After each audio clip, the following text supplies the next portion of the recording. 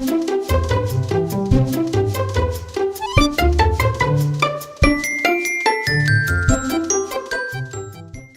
begin, I navigate to my contacts, and on the left-hand side, I have a quick search where I can find a contact by name, like Arthur Smith.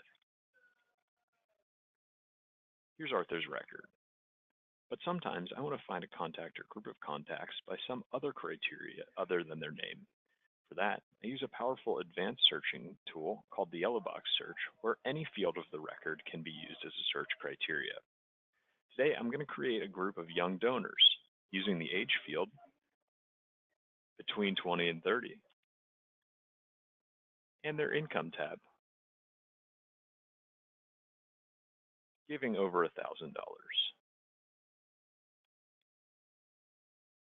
I can immediately view my results in the left-hand quick list again, or a more helpful table view where I can view additional details all at once.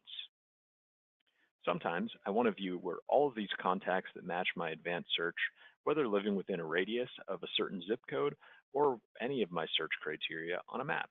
And for that, I have a map view available.